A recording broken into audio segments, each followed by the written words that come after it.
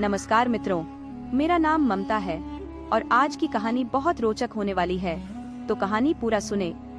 यदि आप हमारे चैनल पर पहली बार आए हैं तो कृपया इस चैनल को सब्सक्राइब अवश्य करें। कथा आरंभ होती है त्रेता युग में, जब राक्षसों और असुरों के आतंक से संपूर्ण पृथ्वी पर भय का वातावरण व्याप्त था। उस समय देवी महाकाली, महालक्ष्मी और सरस्वती ने अपनी दिव्य शक्ति से एक कन्या को उत्पन्न किया। उस बालिका का जन्म असुरों के अत्याचार को समाप्त करने हेतु हुआ। तीनों देवियों ने उस बालिका से कहा, तुम जाओ और दक्षिण भारत में रहने वाले रत्नाकर के घर पुत्री बनकर जन्म लो। रत्नाकर भगवान विष्णु के परम भक्त थे। एक दिन रत्नाकर को स्वप्न में भगवान विष्णु ने दर्शन दिए और बताया कि उनके घर स्वयं देवी जन्म लेंगी। कुछ समय पश्चात रत्नाकर के घर में पुत्री का जन्म हुआ। रत्नाकर ने उसका नाम त्रिकुटा रखा और उसे बड़े लाड प्यार से पाला पोसा। त्रिकुटा बचपन से ही अत्यधिक आध्यात्मिक थी और हमेशा तपस्या और ध्यान में लीन रहती थी। जल्द ही त्रिकुटा घर छोड़कर तपस्या करने के लिए निकल पड़ी। उनके पिता ने कोई आपत्ति नहीं की, क्योंकि उन्हें भगवान विष्णु का संदेश स्मरण था। त्रिकुटा ने समुद्र किनारे तपस्या आरंभ कर दी। एक दिन माता सीता की खोज में प्रभु श्री राम वहां पहुंचे। त्रिकुटा ने पहचान लिया कि श्री राम स्वयं भगवान विष्णु के अवतार हैं। श्री राम ने त्रिकुटा से कहा, तुम उत्तर भारत में जाकर त्रिकुटा पर्वत पर तपस्या करो। मैं कलयुग में अवतार लूंगा और तब तुमसे पुनः मिलूंगा। तब तक तुम वही अपना आश्रम स्थापित कर मनुष्यों का कल्याण करो। इसके पश्चात त्रिकुटा ने उत्तर भारत के पहाड़ों की ओर प्रस्थान किया और वहां अपनी तपस्या आरंभ कर दी। इस प्रकार वे माँ वैष्णो देवी के नाम से प्रसिद्ध हो गई। धीरे धीरे उनकी महिमा दूर दूर तक फैलने लगी और वे अपने भक्तों का कल्याण करने लगी। उनके परम भक्तों में से एक थे श्रीधर। श्रीधर की माँ वैष्णो में अटूट श्रद्धा थी। एक दिन उन्होंने अपने घर कन्याओं को बुलाकर कन्या पूजन किया। पूजन के बाद सभी कन्याएं चली गई, परंतु एक कन्या नहीं गई। वह माँ वैष्णो देवी के घर आई थी। तब उस कन्या ने कहा, तुम पूरे गांव को भोजन का निमंत्रण दो। श्रीधर ने ऐसा ही किया, परंतु उनके घर में इतनी भोजन सामग्री नहीं थी। माँ वैष्णो देवी पर श्रीधर का पूरा विश्वास था कि वे स्वयं भोजन की व्यवस्था कर देंगी, और ऐसा ही हुआ। भंडारे वाले दिन जब पूरे गांव के लोग श्रीधर के घर पहुँचे तो माँ वैष्णो बालिका के रूप में वहां आई और सभी को भोजन परोसने लगी। भोजन की कोई कमी नहीं हुई। इस भंडारे में भैरवनाथ भी आया था। भैरवनाथ के मन में माँ वैष्णो के प्रति ईर्ष्या और द्वेष की भावना थी।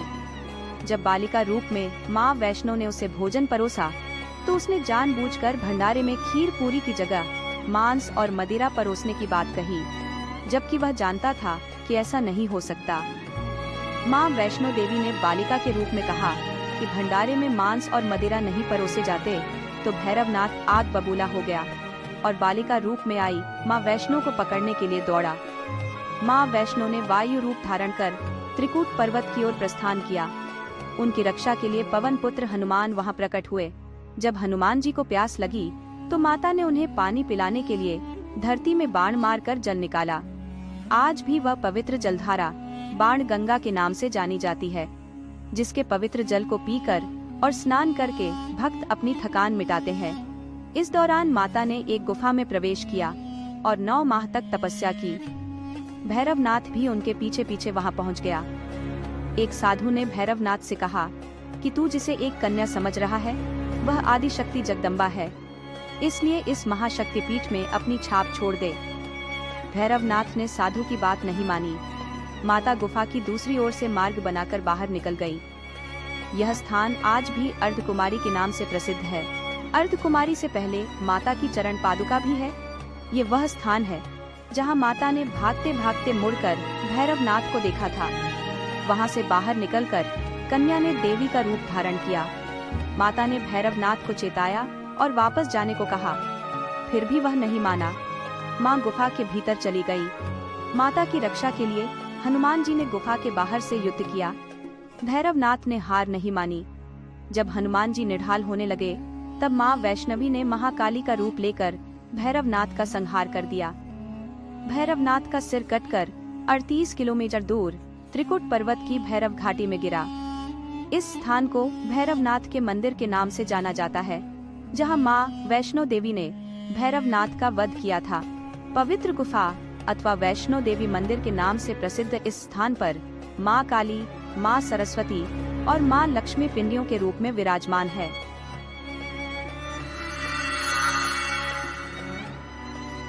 एक गांव में एक धनी सेठ रहता था, जिसका एकमात्र बेटा व्यापार के कार्य से दूर प्रदेश गया हुआ था। एक दिन उसकी बहू पानी भरने कुएं पर गई। घड़ा भरकर उसने उसे कुएं की मुंडेर पर रख दिया और अपने हाथ पांव धोने लगी।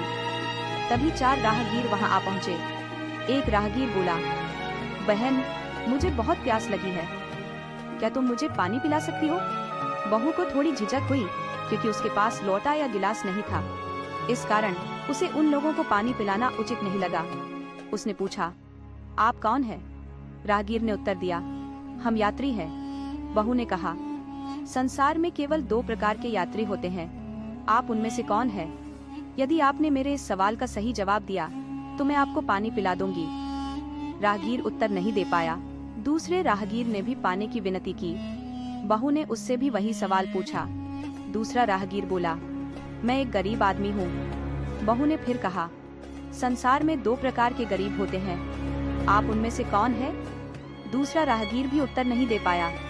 तीसरा राहगीर आगे बढ़ा और बोला, बहन, मुझे बहुत प्यास लगी है, कृपया मुझे पानी पिला दो। बहू ने पूछा, आप कौन है? तीसरा राहगीर बोला, मैं एक अनपढ़ व्यक्ति हूँ। बहू ने कहा, संसार में 2 प्रकार के अनपढ़ होते हैं, आप उनमें से कौन है? तीसरा राहगीर भी कुछ नहीं बोल पाया। अंत में चौथा राहगीर आगे आया और बोला, बहन, कृपया मुझे पानी पिला दो, प्यासे को पानी पिलाना बड़ा पुण्य का काम होता है। बहू ने पूछा, आप कौन है? वह राहगीर बोला, मैं मूर्ख हूँ। बहू ने कहा, संसार में 2 प्रकार के मूर्ख होते हैं, आप उनमें से कौन है? चौथा राहगीर भी उत्तर नहीं दे पाया। चारों बिना पानी पिए वहां से जाने लगे। बहू ने कहा, यहाँ से थोड़ी ही दूर पर मेरा घर है, आप कृपया वहां चलिए, मैं आपको पानी पिला दूंगी। चारों उसके घर की ओर चल पड़े। बहू ने पानी का घड़ा उठाया और छोटे रास्ते से अपने घर पहुंच गई। वहां पहुंचकर उसने अपने कपड़े ठीक से पहन लिए और विचारों में डूबे राहगीरों को पानी पिलाया। पानी पीने के बाद वे अपनी राह पर चल पड़े। सेठ घर में एक तरफ बैठा ये सब देख रहा था। उसे बड़ा दुख हुआ और वह सोचने लगा, मेरा बेटा तो व्यापार करने के लिए परदेश गया हुआ है और उसकी गैर मौजूदगी में यह बहू पराए मर्दों को घर बुलाती है, उनके साथ हंसती बोलती है। इसे तो मेरा भी लिहाज नहीं है। अगर मैं चुप रह गया तो इसकी हिम्मत और बढ़ जाएगी। मेरे सामने यह ऐसा कर रही है तो मेरे पीछे क्या करती होगी? सेठ ने सोचा, यह अपने आप ठीक नहीं होगी, इसे राजा के पास लेकर जाना पड़ेगा। ऐसा सोचते हुए वह सीधा राजा के पास जा पहुंचा और अपनी परेशानी बताई। सेठ की सारी बातें सुनकर राजा ने उसी वक्त सैनिकों को बुलवाकर बहू को राज्यसभा में उपस्थित करने का आदेश दिया। राजा के सैनिकों को अपने घर आते देख सेठ की पत्नी ने अपनी बहू से पूछा, क्या बात है रानी, क्या तुम्हारी किसी से कहा सुनी हो गई थी जो राजा ने तुम्हें बुलाने के लिए सैनिक भेजे हैं? बहू ने सास की चिंताओं को दूर करते हुए कहा, नहीं, मेरी किसी से कोई कहा सुनी नहीं हुई है, आप जरा भी फिक्र न करें। सिपाहियों से पहले अपने राजा से यह पूछ कर आओ कि उन्होंने मुझे किस रूप में बुलाया है, बहन, बेटी या फिर बहू के रूप में। सिपाही वापस गए और राजा को सारी बातें बताई। राजा ने तुरंत आदेश दिया, जाकर कहो उसे बहू के रूप में बुलाया गया है। सिपाहियों ने राजा की आज्ञा के अनुसार जाकर सेठ की बहू को बुलाया। पालकी में बैठकर बहू राज्यसभा में पहुंची। राजा ने उससे पूछा, तुम दूसरे पुरुषों को घर क्यों लाई, जब तुम्हारा पति घर पर नहीं था? बहू ने उत्तर दिया, महाराज, मैंने तो केवल कर्तव्य का पालन किया है। राहगीरों को पानी पिलाना कोई अपराध नहीं है, ये हर गृहिणी का कर्तव्य है। जब मैं कुएं पर पानी भरने गई थी तब मेरे कपड़े अजनबियों के सामने अनुपयुक्त थे, इसलिए मैंने उन्हें कुएं पर पानी नहीं पिलाया। वे बहुत प्यासे थे और मैं उन्हें पानी पिलाना चाहती थी, इसलिए मैंने उनसे मुश्किल प्रश्न पूछे। जब वे उत्तर नहीं दे पाए तो उन्हें घर लाने का निर्णय लिया ताकि उन्हें उचित तरीके से पानी पिला सकूं। राजा को बहू की बातें सही लगी। राजा को उन प्रश्नों के बारे में जानने की अत्यधिक उत्सुकता हुई जो बहू ने चारों प्रहरों से पूछे थे। राजा ने सेठ की बहू से कहा, भला मैं भी तो सुनूं कि वे कौन से प्रश्न थे जिनका उत्तर विल नहीं दे पाए। बहू ने तब वे सभी प्रश्न दोहरा दिए। बहू के प्रश्न सुनकर राजा और सभासद चकित रह गए। फिर राजा ने उससे कहा, तुम खुद ही इन प्रश्नों के उत्तर दो, हम तुमसे यह जानना चाहते हैं। बहू बोली, महाराज, मेरी दृष्टि में पहले प्रश्न का उत्तर है कि संसार में सिर्फ दो ही यात्री है, सूर्य और चंद्रमा। मेरे दूसरे प्रश्न का उत्तर है कि बहू और इस पृथ्वी पर ऐसे प्राणी हैं।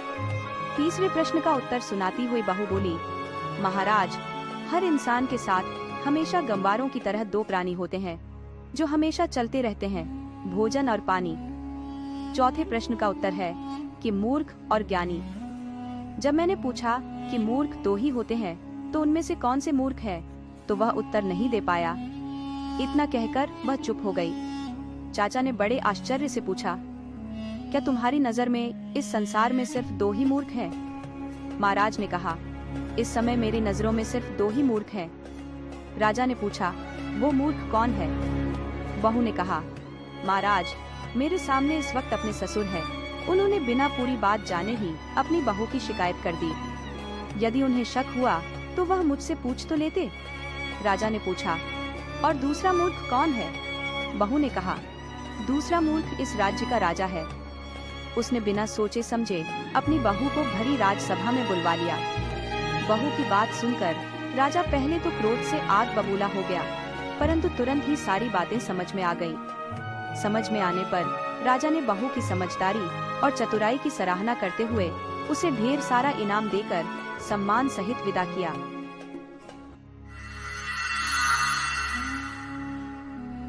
एक राजकुमारी थी जिसका नाम चंद्रप्रभा था। वह अपनी चंचलता और अनुपम सौंदर्य के कारण प्रसिद्ध थी। राजा भद्र सिंह और रानी दोनों ही उससे अत्यधिक प्रेम करते थे, किंतु उसके जन्म के समय एक अप्रिय घटना घटित हुई। राजा भद्र सिंह से एक बड़ी भूल हो गई। राजा ने ऋषि ऋग्वेद की अवहेलना कर दी और उस अपमान से क्रोधित ऋषि ने राजा को श्राप दिया कि जिस कन्या के कारण उसने उनकी उपेक्षा की, वह जैसे ही महल से बाहर कदम रखेगी उसकी मृत्यु हो जाएगी। इसके साथ ही उस समय उसके राज्य का भी विनाश सुनिश्चित था।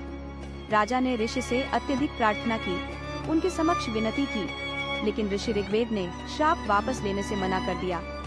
हालांकि उन्होंने राजा को यह अवश्य कहा कि अगर राजकुमारी 21 वर्ष की आयु तक जीवित रहती है और किसी मृत समान व्यक्ति से उसका विवाह हो जाता है, तभी वह श्राप समाप्त होगा। तब तक उसे महल में ही रहना होगा और हर प्रकार की शिक्षा प्रदान की जाएगी। राजा और रानी दोनों ही इस भविष्यवाणी से अत्यधिक व्यथित थे। राजा भद्र सिंह ने महल के चारों ओर खड़ी सुरक्षा लगा दी और राजकुमारी की सुरक्षा के लिए दासियों की संख्या भी बढ़ा दी, ताकि वह गलती से भी महल के द्वार के पार न जा सके।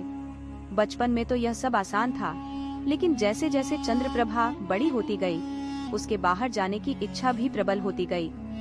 वह बुद्धिमान थी, इसलिए राजा ने उसे श्रेष्ठ आचार्यों से शिक्षा दिलवाई। उसने वेद, पुराण, शस्त्र और शास्त्र, नक्षत्र विज्ञान, तंत्र विद्या और हस्त विज्ञान में निपुणता प्राप्त कर ली। अब भी उसकी 21वीं वर्षगांठ में 7 वर्ष शेष थे, लेकिन अब वह राज्य भ्रमण करना चाहती थी। वह अपने पिता से आज्ञा मांगने गई, परंतु राजा ने स्पष्ट रूप से मना कर दिया। यह सुनते ही राजकुमारी क्रोधित होकर अपने कक्ष में चली गई।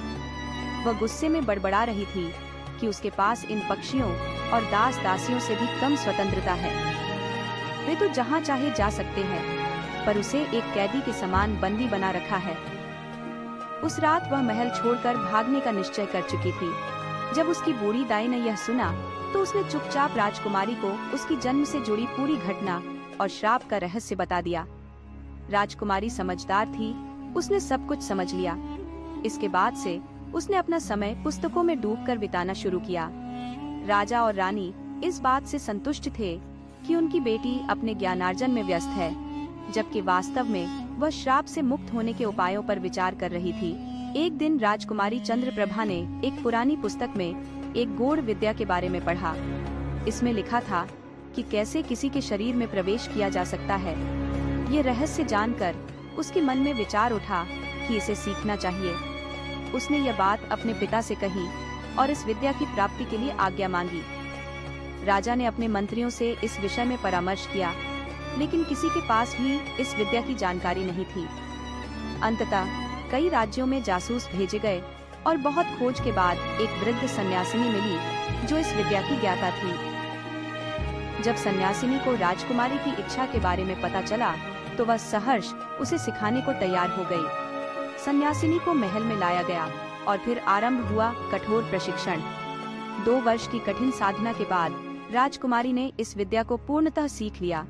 इसके बाद सन्यासिनी ने राजकुमारी को चेताया कि जब भी वह किसी के शरीर में प्रवेश करेगी, उसका अपना शरीर गहरी निद्रावस्था में चला जाएगा। यदि उस समय कोई उसके शरीर को नष्ट कर देता है तो वह कभी अपने शरीर में वापस नहीं लौट सकेगी। साथ ही 2 दिनों से अधिक किसी अन्य शरीर में रहना भी असंभव होगा। अपने शरीर में लौटने के लिए उसके सामने उपस्थित होना आवश्यक है। ये बातें सुनकर राजकुमारी ने वचन दिया कि वह इन निर्देशों का पालन करेगी। सन्यासिनी ने उसे आशीर्वाद देकर विदा ली। अब राजकुमारी इस विद्या की परीक्षा लेना चाहती थी। उसने अपनी सबसे विश्वसनीय दासी अंतरा को बुलाया और कहा, मैं ध्यान करने जा रही हूँ, जब तक मैं आवाज न दूं, तुम दरवाजे की रखवाली करना। इतना कहकर राजकुमारी अपने कक्ष में चली गई। कुछ देर बाद वह गहरी निद्रा में चली गई और महल के बाग में उड़ती हुई कोयल के शरीर में प्रवेश कर गई। पहली बार राजकुमारी महल से बाहर निकल पाई थी और आकाश में स्वच्छंद विचरण करने लगी। उड़ते उड़ते उसने देखा कि कुछ सैनिक राज्य में घुसपैठ की तैयारी कर रहे थे। वे अपने वस्त्र बदल रहे थे और एक दूसरे से कह रहे थे कि देश के अंदर से इसे कमजोर करना है और सारी जानकारी इकट्ठी करके अपने महाराज को देनी है। उचित समय पर हमला करके इस राज्य को अपने अधिकार में कर लेंगे। ये सुनकर कोयल रूपी राजकुमारी तेजी से महल लौटी और अपने पिता को इस षड्यंत्र की सूचना दी। राजा ने तुरंत अपनी सेना भेजकर उन घुसपैठियों को गिरफ्तार कर लिया और काल कोठरी में डाल दिया। राजा ने आश्चर्यचकित होकर पूछा, तुम्हें यह कैसे पता चला? राजकुमारी ने उत्तर दिया, पिताजी, मैंने इसे स्वप्न में देखा। राजा को यह सुनकर गहन विस्मय हुआ। कुछ दिन बाद फिर राजकुमारी ने अपनी दासी अंतरा से कहा, मैं पुनः ध्यान करने जा रही हूँ, दरवाजे की निगरानी करना, कोई अंदर न आए। इस बार उसने अपनी दूसरी दासी को बुलाया और कहा कि शाम को आकर मुझे जगाना। इसके बाद राजकुमारी फिर ध्यान की अवस्था में चली गई। इस बार उसने दासी के शरीर में प्रवेश किया और महल से बाहर निकल आई। दासी के रूप में होने के कारण किसी ने उसे नहीं रोका। बाजार में जाते हुए राजकुमारी कौतूहल से हर वस्तु और व्यक्ति को देख रही थी। बाजार की रंग बिरंगी चीजें देखकर वह बेहद प्रसन्न हो गई। तभी उसने देखा कि एक युवक मरणासन्न अवस्था में पड़ा हुआ है और उसके चारों ओर भीड़ इकट्ठी हो गई थी। युवक के वस्त्र देखकर वह किसी अच्छे परिवार का प्रतीत हो रहा था। दासी रूपी राजकुमारी को उस पर दया आ गई।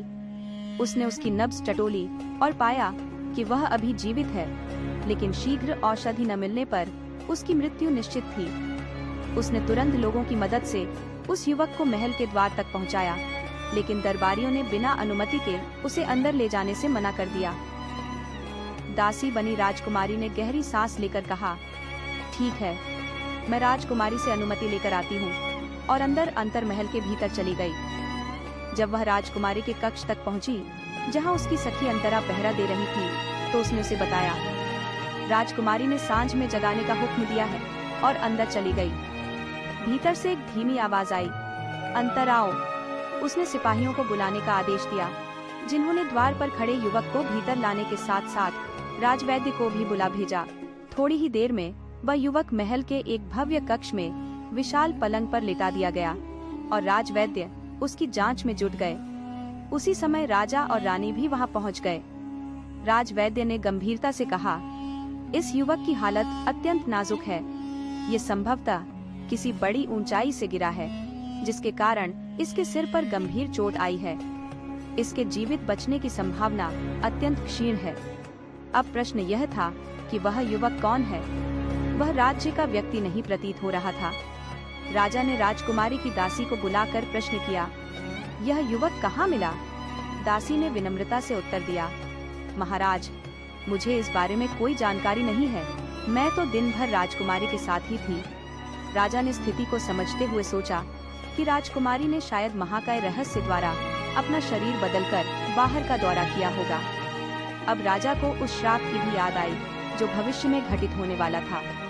लेकिन एक पिता अपनी प्रिय पुत्री का विवाह ऐसे युवक से कैसे करेगा जो मृत्यु के कगार पर खड़ा हो। राजा ने राजकुमारी को बुलाया और महाकाय रहस्य से शरीर बदलने के बारे में पूछा। राजकुमारी ने सारा सत्य उजागर कर दिया, साथ ही श्राप की बात भी बताई। उधर युवक की देखभाल शुरू हो चुकी थी और राजकुमारी खुद उसकी देखभाल कर रही थी। धीरे धीरे राजकुमारी का उस युवक के प्रति स्नेह बढ़ता गया और युवक भी ठीक होने लगा। एक दिन युवक ने अपना परिचय दिया, मैं अनंतनाग के राजकुमार अरुण हूँ। राजा को जब यह बात पता चली तो तुरंत अनंतनाग में समाचार भेजा गया। अनंतनाग के महाराज अपने पुत्र को लेने महल में आ पहुँचे। उन्होंने राजा को बताया कि उनके राज्य में विशालकाय पक्षी आते हैं और प्रजा को उठाकर ले जाते हैं। उस दिन कुमार अरुण भी पक्षियों से युद्ध करने गए थे और दुर्भाग्यवश उनमें से एक ने उन्हें अपनी पीठ पर बैठाकर बहुत दूर उड़ा ले गया। दोनों राजाओं ने कुमार से मुलाकात की जो अब भी ठीक से खड़ा नहीं हो पा रहा था। उसके पिता उसे देखकर भाव विह्वल हो गए और बोले, हमने आपको हर जगह ढूंढा, अब तो हमारी उम्मीदें भी समाप्त हो चुकी थी। भगवान का धन्यवाद है कि आप जीवित हैं। महाराज अम्बुज ने महाराज भद्रसेन को धन्यवाद दिया और अनुरोध किया, हम अपने कुमार को वापस अनंतनाग ले जाना चाहते हैं। हमारे राज्य में ऐसे चिकित्सक और औषधियाँ हैं जो मृत्यु के करीब पहुँचे व्यक्ति में भी जीवन का संचार कर सकते हैं। महाराज भद्रसेन ने विनम्रता से कहा, ठीक है, लेकिन आज का आतिथ्य स्वीकार कर कल प्रस्थान कीजिएगा। उधर राजकुमार अरुण और राजकुमारी चंद्रप्रभा एक दूसरे से प्रेम करने लगे थे। राजकुमार के जाने की खबर से राजकुमारी उदास हो गई। तब राजकुमार ने उससे पूछा, प्रिय, क्या तुम इस स्थिति में मुझसे विवाह करोगी? राजकुमारी चंद्रप्रभा ने लज्जा से सिर झुका लिया और अपनी आंखों से सहमति दे दी। ये देखकर राजकुमार प्रसन्न हो गए और उन्होंने अपने पिता को इसकी सूचना दी। राजकुमारी ने भी अपने माता पिता को अपने मन की बात बताई। यह सुनकर राजा रानी सहमत हो गए, क्योंकि उन्हें पहले से ही आभास था कि यही युवक राजकुमारी की नियति में है। महाराज अम्बुज द्वारा राजकुमारी का हाथ मांगने पर महाराज भद्रसेन ने सहर्ष स्वीकार कर लिया।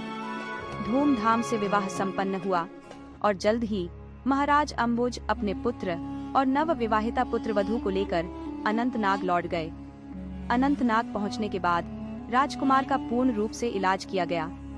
राजकुमारी के निस्वार्थ सेवा और वहां की अद्भुत औषधियों के कारण 1 सप्ताह के भीतर ही कुमार अरुण पूरी तरह स्वस्थ हो गए और अब दोनों सुखमय जीवन व्यतीत करने लगे।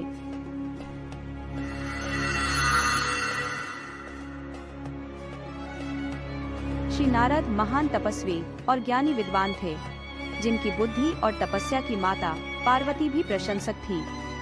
एक दिन माता पार्वती भगवान शिव से नारद मुनि के ज्ञान की प्रशंसा करने लगी। भगवान शिव ने पार्वती जी को बताया कि किसी भी वस्तु का अधिकार होना अच्छी बात नहीं है। नारद को अपने अहंकार के कारण एक बार कठिनाई का सामना करना पड़ा था। ये सुनकर माता पार्वती को आश्चर्य हुआ और उन्होंने भगवान शिव से पूरा कारण जानना चाहा। तब भगवान शिव ने बताया कि इस संसार में कोई भी कितना भी बड़ा ज्ञानी हो, उसे अपने अहंकार से बचना चाहिए। नारद को एक बार अपने तप और बुद्धि का अहंकार हो गया था, इसलिए श्री विष्णु ने उन्हें सबक सिखाने के लिए एक योजना बनाई। हिमालय पर्वत की एक पवित्र गुफा के निकट स्थित स्थल नारद जी को अत्यंत सुहावना लगा। वहाँ के पर्वत, नदी और प्राकृतिक सौंदर्य को देखकर उनके मन में श्री हरि विष्णु की भक्ति करने की इच्छा जागृत हुई और वे तपस्या में लीन हो गए। नारद मुनि की तपस्या से भयभीत होकर स्वर्ग के देवताओं ने कामदेव को उनकी तपस्या भंग करने के लिए भेजा। कामदेव ने अपनी माया से वसंत ऋतु को उत्पन्न कर दिया। पेड़ों और पत्तों पर रंग बिरंगे फूल खिल गए, कोयलें गाने लगी और सुहावनी हवा चलने लगी। रंभा आदि अप्सराएं नृत्य करने लगी, किंतु नारद मुनि पर इसका कोई प्रभाव नहीं पड़ा। कामदेव निराश होकर वापस लौट गए। कामदेव को हराने का गर्व नारद मुनि को हुआ और वे भगवान शिव के पास जाकर अपने विजय की कथा सुनाने लगे। भगवान शिव समझ गए कि नारद को अहंकार हो गया है और उन्होंने सोचा कि यदि नारद का अहंकार बढ़ता गया तो यह उनके लिए अच्छा नहीं होगा। इसलिए उन्होंने नारद से कहा कि इस विजय की बात किसी और को न बताएं। लेकिन नारद मुनि ने शिव जी की बात नहीं मानी और वे भगवान विष्णु के पास जाकर सारी कथा कह सुनाई। भगवान विष्णु समझ गए कि नारद को अहंकार ने घेर लिया है। उन्होंने सोचा कि नारद का अहंकार दूर करने का उपाय करना चाहिए। अपनी माया से विष्णु ने नारद के मार्ग में एक अत्यंत सुंदर नगर का सृजन किया, जहाँ एक वैभवशाली राजा शैल की एक सुंदर पुत्री थी। उस राजकुमारी के रूप को देखकर लक्ष्मी भी मोहित हो जाए। उस नगर में कई राजा उस राजकुमारी से विवाह करने के लिए आए हुए थे। नारद जी उस नगर के राजा के यहाँ पहुँचे। राजा ने उनका सम्मान पूर्वक स्वागत किया और अपने कन्या की हस्तरेखा देखकर उसके गुण दोष बताने के लिए कहा। उस कन्या के रूप को देखकर नारद मुनि वैराग्य भूल गए और उसे देखते ही रह गए। उस कन्या के हाथ की रेखा बता रही थी कि उसके साथ जो भी व्यवहार करेगा वह अमर हो जाएगा। उसे संसार में कोई भी जीत नहीं सकेगा और समस्त जीव उसकी सेवा करेंगे। नारद मुनि ने राजा को अपने ज्ञान से और भी अच्छी बातें कह दी। अब नारद जी ने सोचा कि कुछ ऐसा उपाय करना चाहिए कि वह कन्या मुझसे विवाह करे। इस विचार से नारद जी ने भगवान विष्णु को याद किया और उनके सामने प्रकट हो गए। नारद ने उन्हें सारी बात बताई और सुंदर रूप देने की प्रार्थना की ताकि वे उस कन्या से विवाह कर सके। भगवान विष्णु ने नारद को कहा कि यह उचित नहीं होगा और उन्हें बंदर का रूप दे दिया। नारद जी ने समझा कि वे अत्यंत सुंदर लग रहे हैं। वहाँ छिपे हुए घोड़ों ने भी यह घटना देख ली। ऋषिराज नारद तत्काल विश्वमोहिनी के स्वयंवर में पहुँचे और साथ ही भगवान विष्णु भी ब्राह्मण का रूप लेकर वहाँ पहुँचे। दोनों ने नारद को सुंदर रूप देने की प्रशंसा की, जिससे नारद मन ही मन प्रसन्न हो गए। जब स्वयंवर प्रारंभ हुआ, राजकुमारी ने कुरूप नारद की ओर देखा भी नहीं और भगवान विष्णु के रूपी राजा के गले में वरमाला डाल दी। इस मोह के कारण नारद मुनि की बुद्धि नष्ट हो गई थी। राजकुमारी द्वारा अन्य राजाओं को वरमाला डालते देख नारद परेशान हो गए। उसी समय शिव के गणों ने ताना कसते हुए नारद जी से कहा, जरा दर्पण में अपना चेहरा देखें। नारद जी ने जब अपना चेहरा देखा तो वे गुस्से में आ गए और उन्होंने शिव जी के उन दोनों गणों को राख हो जाने का शाप दे दिया। शाप देने के बाद नारद जी को अपना असली रूप समझ में आया। उन्हें भगवान विष्णु पर अत्यधिक क्रोध आ रहा था क्योंकि उनकी हंसी उड़ाई गई थी। वे तुरंत विष्णु जी से मिलने के लिए चल पड़े। रास्ते में ही उनकी मुलाकात विष्णु जी से हो गई, जो लक्ष्मी के साथ थे। नारद जी ने कहा, आप दूसरों की खुशी नहीं देख सकते, आपके भीतर कपट भरा हुआ है। समुद्र मंथन के समय आपने भगवान शिव को मदिरा पिला दी और स्वयं लक्ष्मी जी और कौस्तुभ मणि को ले लिया। आपने जो हमारे साथ किया उसका फल अवश्य पाओगे। नारद ने विष्णु को शाप दिया, आपको मनुष्य जन्म लेना पड़ेगा, स्त्री से दूरी का दुख सहना पड़ेगा और बंदरों से ही मदद लेनी पड़ेगी। श्री विष्णु ने नारद के शाप को स्वीकार कर लिया और अपनी माया को हटा लिया।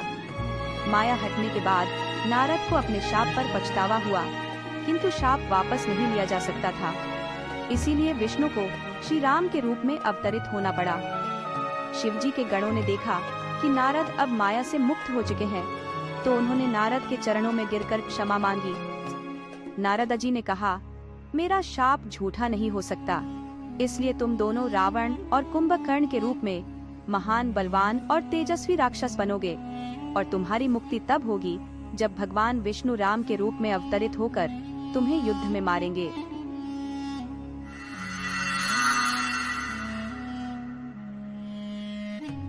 प्राचीन समय की बात है। एक राज्य में एक चोर निवास करता था, जो अपनी वृद्ध दादी के साथ रहता था। एक दिन उसकी दादी ने उससे कहा, बेटा, तू इन पथभ्रष्ट मार्गों को त्याग दे, अन्यथा एक दिन तेरी इन कुकर्मों के कारण मैं अपनी जान गंवा दूंगी। तू शराब पीता है, चोरी करता है, जुआ खेलता है और झूठ बोलता है। क्या तू मेरी बात मानकर ये सब छोड़ नहीं सकता? चोर ने जवाब दिया, दादी, मैं शराब इसलिए पीता हूँ ताकि हमारी गरीबी को भुला सकूं, जुआ खेलता हूँ ताकि जीवन में थोड़ा आनंद पा सकूं और चोरी इसलिए करता हूँ ताकि हम दोनों का पेट पाल सकूं। दादी ने तब कहा, क्या तू इनमें से कम एक बुराई को भी त्याग नहीं सकता? ये सुनकर चोर हंसी में पड़ गया और बोला, ठीक है, मैं झूठ बोलना छोड़ दूंगा। अब दादी, अगर आप यही कह रही हैं, तो मैं आज से सच बोलूंगा। वह चोर जिस राज्य में रहता था, वहाँ का राजा अत्यंत समृद्ध और शक्तिशाली था, परंतु उसे संतुष्टि नहीं थी। उसे लगता था कि उसके मंत्री सच्चाई को छिपाते हैं, परंतु राजा को हर हाल में सत्य जानना था। इसलिए वह एक रात अपने वस्त्र बदलकर, बहुत पुराने कपड़े पहनकर और साधारण गांव के आदमी का वेश धारण कर राज्य की गलियों में घूमने लगा। उसी समय वह राजा उस चोर से टकरा गया। राजा ने चोर से पूछा, तुम कहाँ जा रहे हो? चोर ने जवाब दिया, मैं नदी की तरफ जा रहा हूँ। तभी उसे अपनी दादी को दिया वचन याद आया और उसके मुंह से सच निकल गया, मैं राजा के महल की तरफ जा रहा हूँ ताकि चोरी कर सकूं। बदले हुए राजा ने कहा, अच्छा तो चलो मेरे साथ, मैं भी एक चोर हूँ। दोनों महल की ओर चल पड़े। कुछ ही देर में वे राजा के विशाल महल के बाहर खड़े थे। तब राजा ने कहा, महल के पहरेदार अभी कुछ देर में अपनी जगह बदलेंगे, तब तुम मौके का फायदा उठाकर महल के अंदर जाना। सामने एक चमकता हुआ कमरा होगा, उसमें पलंग के नीचे एक पेटी रखी होगी, उस पेटी के अंदर हीरे होंगे।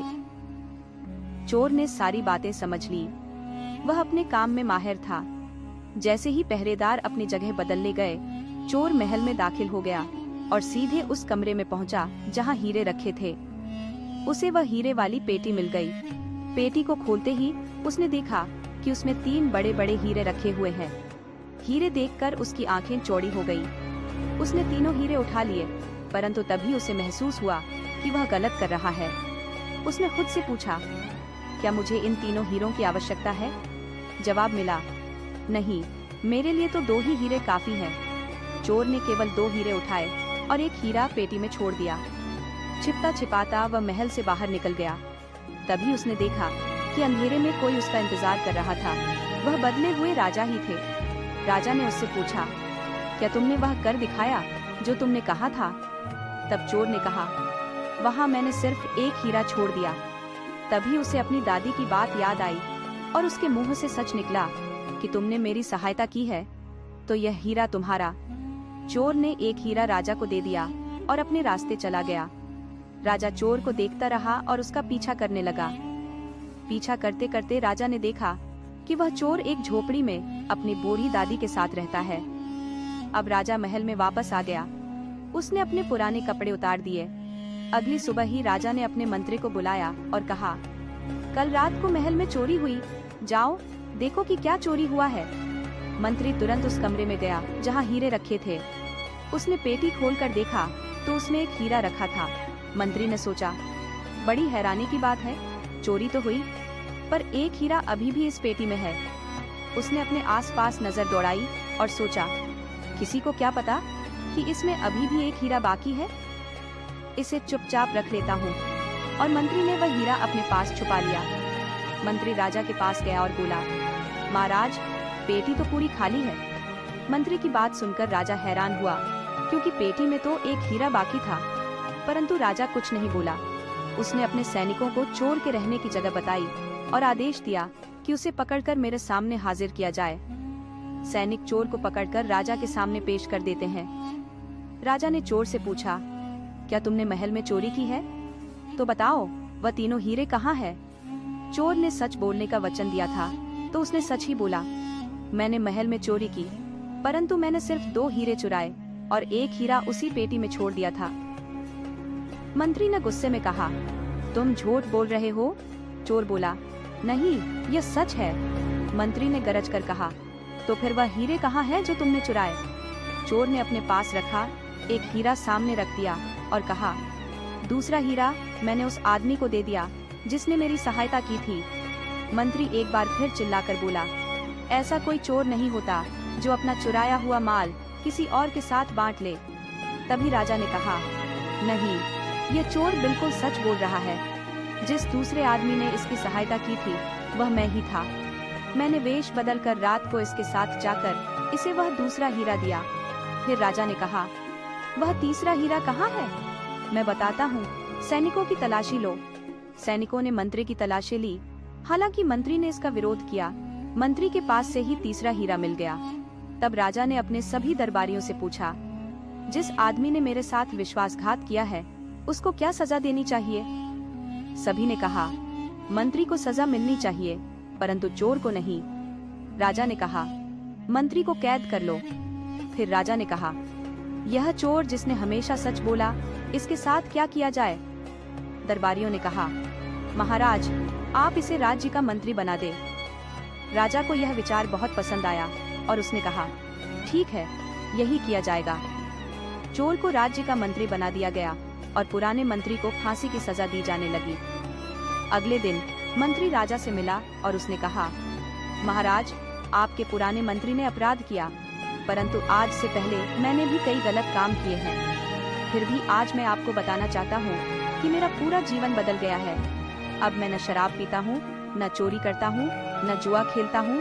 ये सब इसलिए संभव हुआ क्योंकि मैंने सिर्फ सच बोलने का निर्णय लिया। इसी तरह एक सच यह भी है कि आपके पुराने मंत्री को भी दूसरा मौका मिलना चाहिए, जैसे मुझे मिला। आप उसकी सारी संपत्ति ले लो और उसे एक गरीब इंसान की तरह जीने दो। उसकी मौत की सजा माफ कर दो। राजा ने अपने मंत्री की सलाह मान ली। अब राजा खुश था कि उसे एक ऐसा मंत्री मिला जो सच्चा और ईमानदार है। चोर अपनी दादी के साथ महलनुमा घर में रहने लगा और उसकी दादी भी खुश थी कि उसका पोता सही रास्ते पर चल पड़ा। धन्यवाद।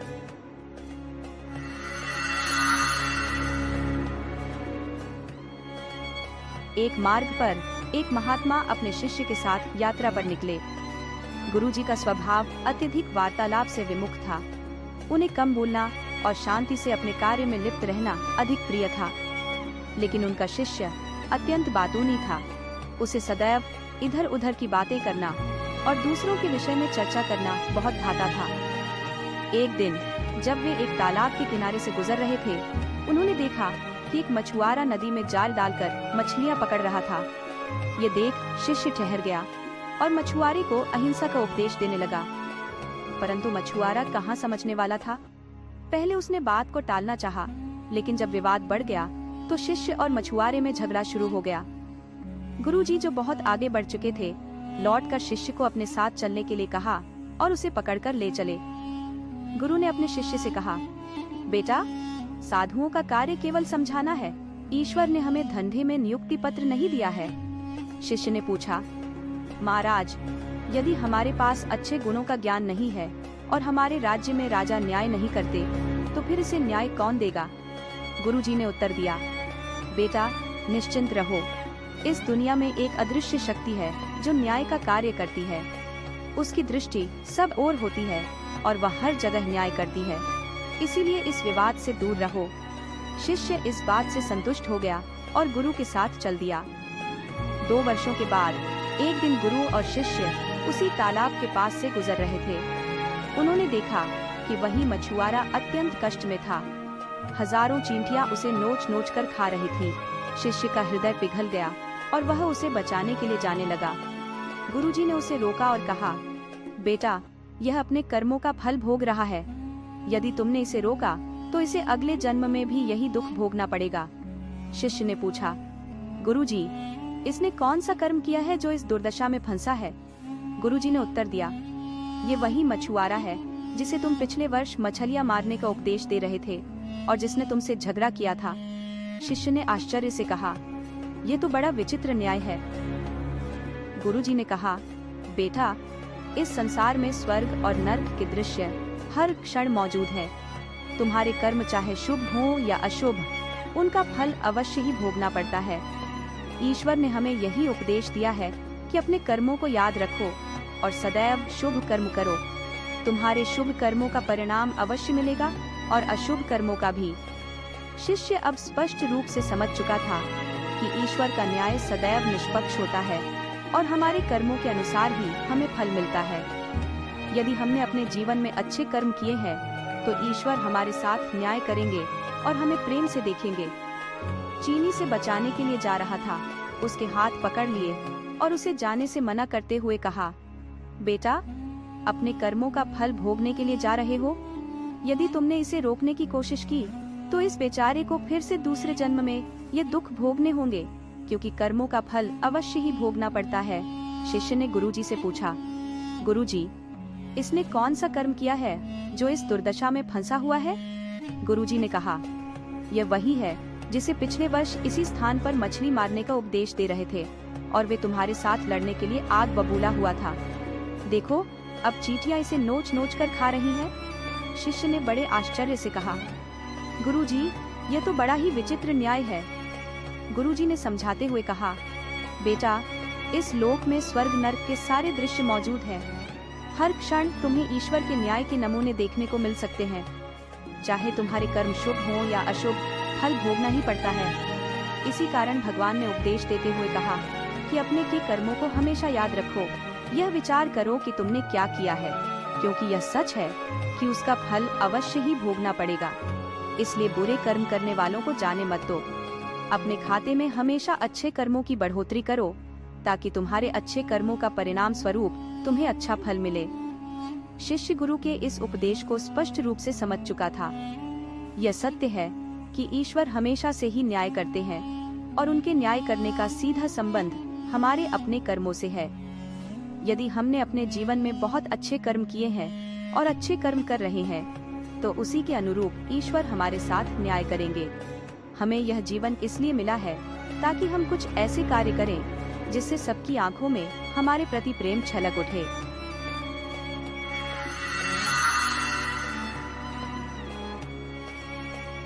प्राचीन समय की बात है। एक धनी व्यक्ति के 2 पत्नियां थीं। बड़ी पत्नी का नाम लीलावती था, जो उसे अत्यधिक प्रिय थी, जबकि छोटी पत्नी का नाम किशोरी था, जिसे उसने दूर कर दिया था। दोनों पत्नियों की एक एक पुत्री थी। लीलावती के निरंतर उकसावे और झगड़ों के बाद उस व्यक्ति ने किशोरी और उसकी बेटी को घर के पीछे एक छोटी सी झोपड़ी में रहने के लिए भेज दिया। किशोरी अपनी पुत्री चंपावती के साथ कठिनाई में अपना जीवन व्यतीत करने लगी। एक दिन पिता ने चंपावती को आदेश दिया कि वह उसके धान के खेतों की देखभाल करे। हर रोज चंपावती एक ऊंचे स्थान पर बैठकर खेतों की रखवाली करती और पक्षियों को दूर भगाती। कई दिन ऐसे ही बीत गए। एक दिन जब वह फिर से उस ऊंचे स्थान पर बैठी थी, तो उसने गाना गाना शुरू किया। बटेरों, यहाँ से उड़ जाओ, मेरे धान को मत खाओ, मैं तुम्हें बदले में भुने हुए चावल दूंगी। अचानक जंगल से किसी ने जवाब दिया, मैं धान भी खाऊंगा और चावल भी। मैं चंपावती से विवाह करूंगा और उसे अपने घर ले जाऊंगा। चंपावती यह सुनकर स्तब्ध रह गई और इधर उधर देखा, पर उसे कोई नजर नहीं आया। शाम को घर लौटकर उसने अपनी माँ को यह घटना सुनाई। अगले दिन उसकी माँ भी उसके साथ खेत पर गई, ये जानने कि क्या वास्तव में ऐसा हुआ था।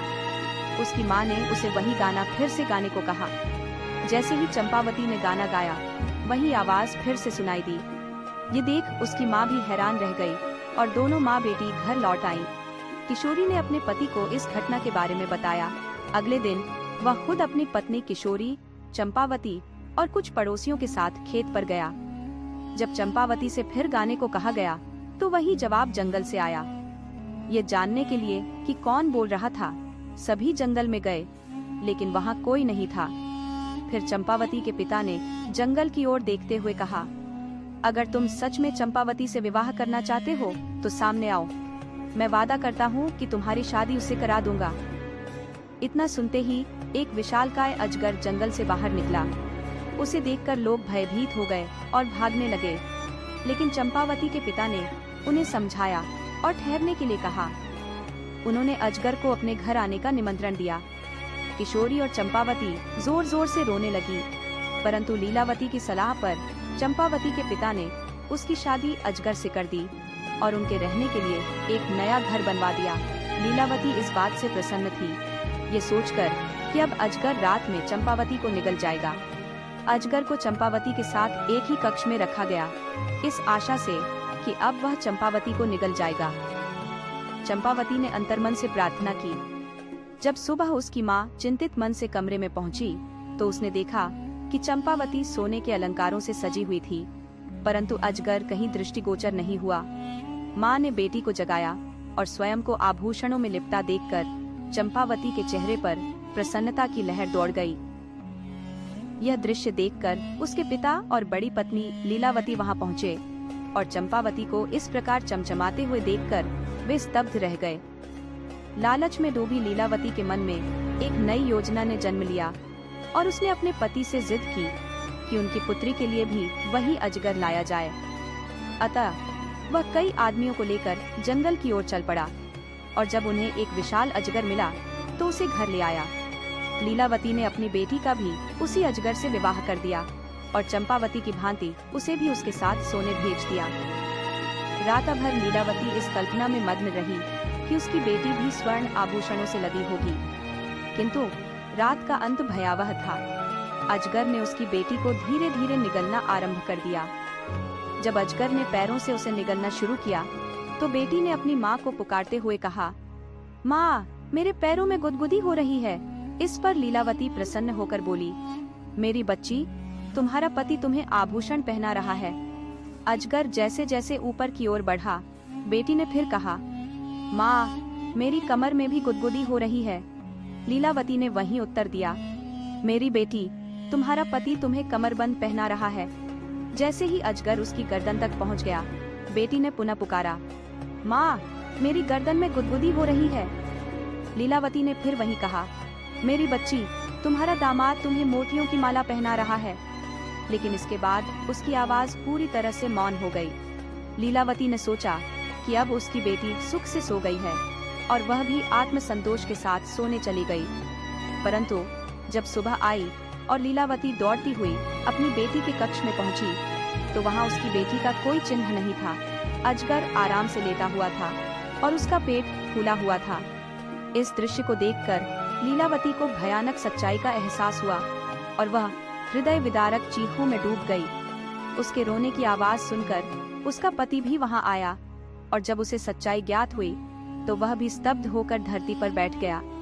इसी बीच किशोरी और चंपावती भी रो रही थी। गांव के लोगों ने उनके लालच पर हंसी उड़ाई और उन्हें धिक्कारा। लोगों ने मिलकर लीलावती की बेटी के शव को अजगर के पेट से निकालकर उसका अंतिम संस्कार किया। उस दिन से लीलावती और उसका पति चंपावती और किशोरी से इतनी घृणा करने लगे कि वे उनसे पीछा छुड़ाने के उपाय सोचने लगे। एक दिन वे अपने हथियारों से लैस होकर चंपावती और उसकी माँ को जबरन घसीटते हुए जंगल में ले गए। वे उन्हें मारने ही वाले थे, तभी अजगर प्रकट हुआ और उन दोनों दुष्टों को निगल लिया। अजगर ने बेहोश माँ बेटी को उठाया और उन्हें सुरक्षित स्थान पर ले गया। जब अगली सुबह वे जागी तो खुद को अनजान जगह पाकर रोने लगी। उन्हें भय सताने लगा, लेकिन अजगर ने उन्हें दिलासा देते हुए कहा, तुम्हें डरने की जरूरत नहीं है, मैं तुम्हें बचाने के लिए यहाँ लाया हूँ। इसके बाद अजगर ने रात की सारी घटनाओं का विवरण दिया, जिसे सुनकर माँ बेटी ने उसका आभार जताया। समय बीतता गया और तीनों खुशी से जंगल में रहने लगे। पर कुछ ही दिनों बाद किशोरी अचानक बीमार पड़ गई और उसकी मृत्यु हो गई। अब चंपावती अकेली रह गई। एक दिन जब अजगर बाहर गया हुआ था, तभी एक बूढ़ी स्त्री वहां आई। लंबे समय से किसी इंसान को न देखकर चंपावती ने उसका आदर पूर्वक स्वागत किया। उस स्त्री ने प्रसन्न होकर उसे बताया, तुम्हारे पति, जो हर रात अजगर के रूप में आते हैं, वास्तव में एक देवता है। जब तुम सो जाती हो तब वे अजगर का रूप त्याग कर स्वर्ग चले जाते हैं। अगर तुम अपने पति को देवता के रूप में देखना चाहती हो तो सोने का नाटक करो। जब वे अजगर का चोला उतारें तो उसे आग में जला देना। चंपावती स्तब्ध रह गई, पर उसने वही किया जैसा बूढ़ी स्त्री ने बताया था। जैसे ही उसने अजगर का चोला जलाया, उसके पति को जलन का अनुभव हुआ और उसने उसे पंखा कर आराम दिलाया। सुबह होते ही उसने अपने पति को माला पहनाकर उसका स्वागत किया। चंपावती का हृदय प्रसन्नता से भर गया और वे सुखमय जीवन जीने लगे। कुछ महीनों बाद जब उसका पति बाहर था, वही बूढ़ी स्त्री फिर से आई। चंपावती ने स्वागत के बाद उसके आने का कारण पूछा। स्त्री ने बताया, मैं तुम्हारी भलाई के लिए आई हूँ। कल जब तुम्हारा पति वापस आए तो उससे एक ही थाली में भोजन करने के लिए कहना। जब तुम दोनों एक साथ खाओगे तब उसकी मोहब्बत तुम पर इस कदर बढ़ेगी कि वह कभी भी तुमसे दूर नहीं होगा। बूढ़ी स्त्री की बात सुनकर चंपावती ने फिर से उसे सोना चांदी देकर विदा किया। अपनी चालाकी पर संतुष्ट होते हुए वह बूढ़ी स्त्री वहां से चली गई। अगले दिन चंपावती ने अपने पति के साथ एक ही थाली में भोजन करने का प्रस्ताव रखा। उसका पति उसे अजीब निगाहों से देखते हुए बोला, तुम्हारा यह व्यवहार आज कुछ असामान्य लग रहा है। मुझे तुम्हारे इरादों पर शक हो रहा है। खाना समाप्त करने के बाद चंपावती ने अपने पति से दुनिया दिखाने की मांग की। उसके पति ने गहरी सांस लेते हुए कहा, अगर मैं तुम्हें दुनिया दिखाऊंगा तो तुम मुझे कभी नहीं देख पाओगी। लेकिन चंपावती ने अपनी जिद नहीं छोड़ी। अंततः हारकर पति उसे नदी के किनारे ले गया और पूछा, क्या तुम मुझे भी छोड़ने के लिए तैयार हो, सिर्फ इसलिए कि दुनिया देख सको? चंपावती ने उत्तर दिया, मैं दोनों चाहती हूँ, दुनिया भी और तुम भी। पति ने अपने होठों को फैलाकर उसे दुनिया की झलक दी और साथ ही एक सोने की अंगूठी उसे सौंपते हुए कहा, क्या तुम उस बूढ़ी स्त्री के कहने पर ये सब कर रही हो? वह मेरी माँ की नौकरानी है और मेरी माँ एक नरभक्षी है। उसने मेरे लिए किसी अन्य लड़की को चुना था, लेकिन मैंने तुम्हें चुना। वह चाहती है कि मैं तुम्हें छोड़ दूं ताकि वह तुम्हें खा सके। उस बूढ़ी स्त्री ने तुम्हें धोखा दिया है ताकि उसकी योजना सफल हो सके। पति ने अपनी बात जारी रखते हुए कहा, यह सोने की अंगूठी मैं तुम्हें दे रहा हूँ, इसे अपने पास रखना। जब तक यह तुम्हारे पास रहेगी कोई भी बुरी शक्ति तुम्हें हानि नहीं पहुँचा सकेगी। लेकिन अगर यह अंगूठी खो गई तो तुम मुश्किलों में घिर जाओगी। इस अंगूठी के प्रभाव से तुम मुझे 6 वर्षों बाद मेरी माँ के घर पाओगी। अब मुझे जाना होगा, ध्यान रखना और इस अंगूठी को सुरक्षित रखना। ये कहकर पति नदी में चला गया। चंपावती को अपनी गलती का एहसास हुआ और वह गहरे दुख में डूब गई। वह जंगल में घूमते हुए रोती रही और सीने से अंगूठी को लगाए 6 वर्षों के इंतजार में दिन गिनने लगी। उसके पति की मां ने कई बार उसे धोखा देने की कोशिश की, लेकिन अंगूठी ने उसकी हर चाल को नाकाम कर दिया। 6 साल बीत गए और एक दिन अचानक चंपावती की मुलाकात अपने पति से हो गई। दोनों फिर से एक साथ हो गए, लेकिन यह देखकर उसकी सास का गुस्सा भड़क उठा। जैसे ही चंपावती अपने पति से मिली, उसकी अंगूठी रहस्यमयी तरीके से गायब हो गई। परंतु चंपावती के साथ उसका बेटा होने के कारण सास उसे कोई नुकसान नहीं पहुंचा सकी। एक दिन सास ने एक पत्र लिखा, यह मेरी सबसे बड़ी दुश्मन है, इसे समाप्त कर दो, लेकिन इसके मांस का एक टुकड़ा मुझे भेज देना। उसने वह पत्र चंपावती को दिया और उसे एक राक्षस के पास भेज दिया। सास के आदेश का पालन करने के लिए बिना पति को बताए चंपावती राक्षस के पास पत्र देने चली गई। जब पति घर आया और चंपावती को न पाकर उसे कुछ संदेह हुआ, वह चंपावती के पीछे गया और उसके हाथ से पत्र छीन लिया। पत्र पढ़कर उसका क्रोध चरम पर पहुंच गया। गुस्से में वह अपनी मां के पास गया और उसे हमेशा के लिए अपने जीवन से निकाल दिया। इसके बाद चंपावती और उसका पति उस दानवों से भरे गांव को छोड़कर एक नए नगर में चले गए। वहां उन्होंने अपना जीवन फिर से बसाया और दोनों खुशी खुशी रहने लगे।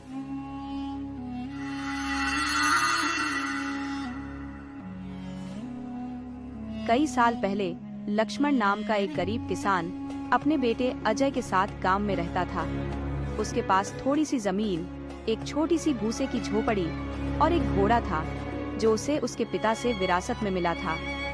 एक दिन अचानक उसका घोड़ा भाग गया। लक्ष्मण के पास खेती के लिए कोई और जानवर नहीं था, तो उसके पड़ोसी दुख जताने आए। वे बोले, हमें बड़ा अफसोस है कि तुम्हारा घोड़ा भाग गया। लक्ष्मण ने मुस्कुराते हुए उनका धन्यवाद किया और बोला, आप कैसे कह सकते हैं कि ये मेरे लिए दुर्भाग्य है? पड़ोसी हैरान रह गए। उन्हें लगा कि लक्ष्मण सच को स्वीकार नहीं कर पा रहा है। वे चुपचाप सहमति जताते हुए वहां से चले गए। एक हफ्ते बाद घोड़ा लौट आया और इस बार वह अकेला नहीं था, अपने साथ एक सुंदर घोड़ी भी लेकर आया था।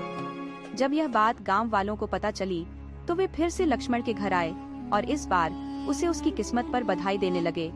वे बोले, पहले तुम्हारे पास सिर्फ एक घोड़ा था, अब तो 2 है। बधाई हो। लक्ष्मण ने फिर से मुस्कुराकर जवाब दिया, आपकी शुभकामनाओं के लिए धन्यवाद, लेकिन आप कैसे कह सकते हैं कि ये मेरे लिए आशीर्वाद है?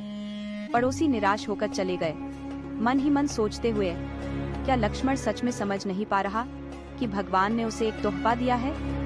1 महीने के बाद लक्ष्मण का बेटा अजय ने घोड़े को काबू में करने का फैसला किया। जब उसने सवारी की तो घोड़े ने उसे इतनी जोर से पटक दिया कि उसका पैर टूट गया।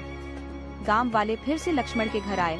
गांव के मुखिया ने पिता को संवेदना देते हुए कहा कि इस दुर्भाग्यपूर्ण घटना पर सभी दुखी हैं। लक्ष्मण ने सभी की चिंता और संवेदनाओं का आभार जताते हुए पूछा, आप कैसे कह सकते हैं कि यह दुर्भाग्य है? उनकी इस बात से हर कोई हैरान रह गया, क्योंकि सभी को लगा कि बेटे की यह दुर्घटना साफ तौर पर दुर्भाग्य ही है।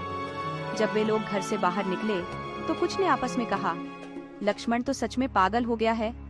उसका इकलौता बेटा शायद हमेशा के लिए अपंग हो जाएगा और वह अब भी नहीं मान रहा कि यह दुर्भाग्य है। कई महीने गुजर गए। अचानक पड़ोसी राज्य ने युद्ध का ऐलान कर दिया। सम्राट के सैनिक स्वस्थ युवकों को सेना में भर्ती करने के लिए गांव-गांव जा रहे थे।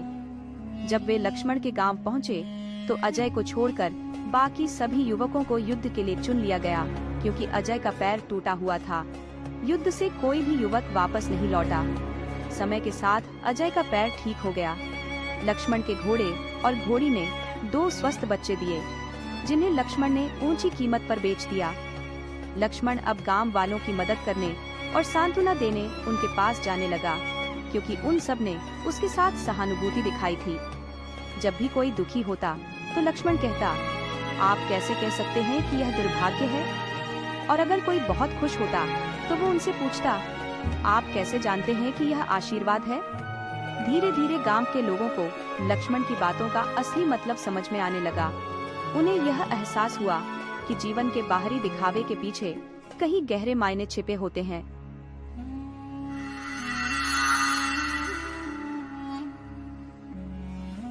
किसी नगर में एक राजा था, जिसका कंजूस स्वभाव किसी दंभी सर्प जैसा था, जो अपने ही खजाने पर कुंडली मारकर बैठा रहता था।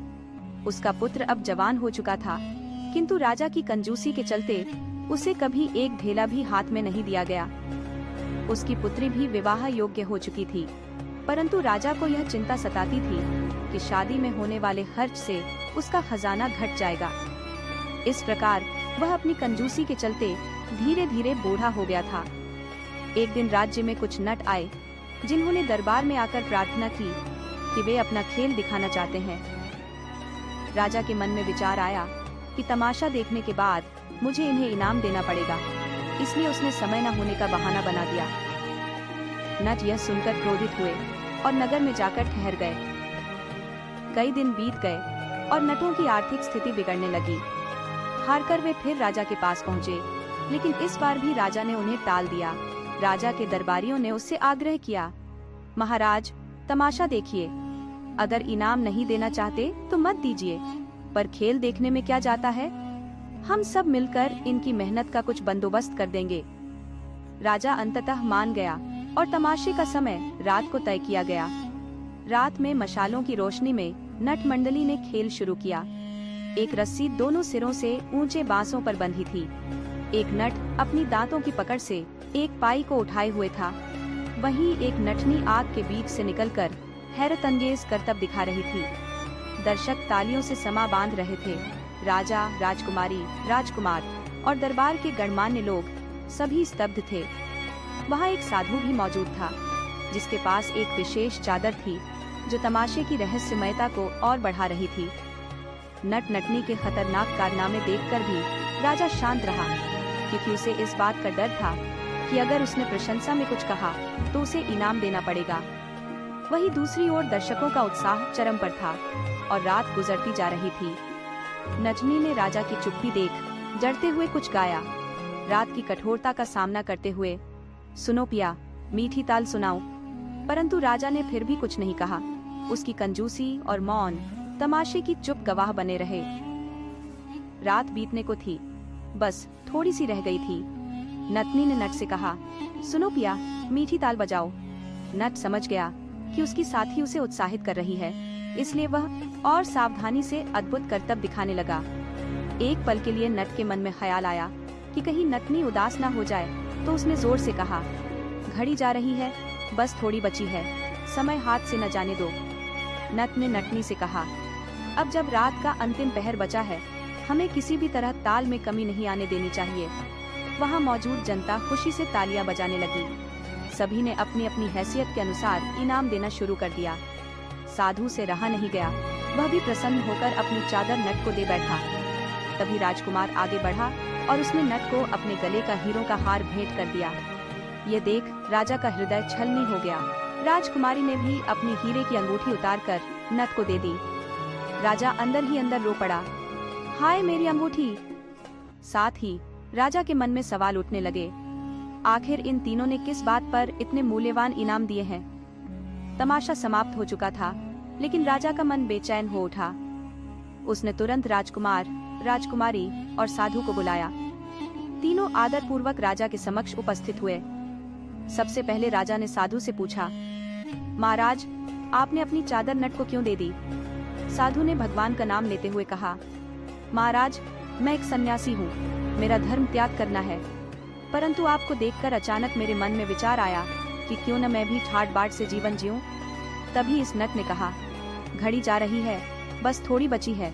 ये सुनते ही मुझे एहसास हुआ कि जब मेरा जीवन का एक पैर पहले से ही कफन में है, तो फिर यह लालसा क्यों रखूं?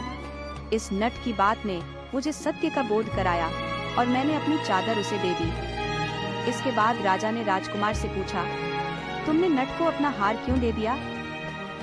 राजकुमार ने उत्तर दिया, पिताजी, मैं युवक हूँ, आप मुझे कभी खर्च के लिए पैसे नहीं देते। ऐसी स्थिति में मैं कैसे चैन से जी सकता हूँ? मैंने तय कर लिया था कि मैं आपकी हत्या करके इस राज्य का स्वामी बन जाऊंगा। लेकिन इस नट ने मेरी आंखें खोल दी। जब उसने कहा, घड़ी जा रही है, बस थोड़ी बची है, तब मैंने सोचा, आप तो अब बूढ़े हो गए हैं, कितने दिन और जिएंगे? आपको मारकर क्यों पाप का भागी बनूं?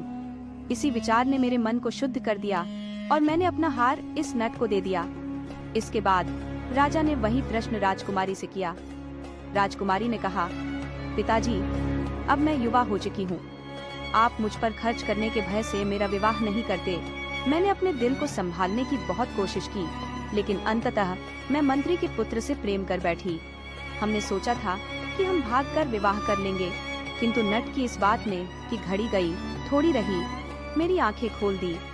मैंने सोचा कि आप वृद्ध हो चुके हैं और कितने दिन और जिएंगे। इस स्थिति में अपने पीछे आपके साथ कलंक लेकर जाना ठीक नहीं होता। यही सोचकर मैंने भागने का विचार त्याग दिया और इसीलिए नट को अपनी अंगूठी दे दी। राजा इन बातों से स्तब्ध रह गया। उसके मन में बेचैनी उठने लगी।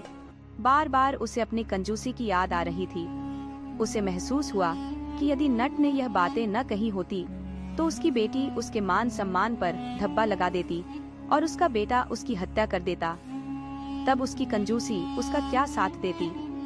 राजा सोचने लगा कि यदि समय रहते उसने बेटी का विवाह कर दिया होता तो इन कठिन विचारों का सामना उसे न करना पड़ता। राजा ने अपने अंदर के संशय को त्यागते हुए कंजूसी छोड़ने का फैसला किया। उसने तुरंत अपने पहरेदार को बुलाकर कहा, जाओ और नट मंडली को मेरे सामने पेश करो। पहरेदार ने आज्ञा मानते हुए नट मंडली को राजा के समक्ष बुलाया।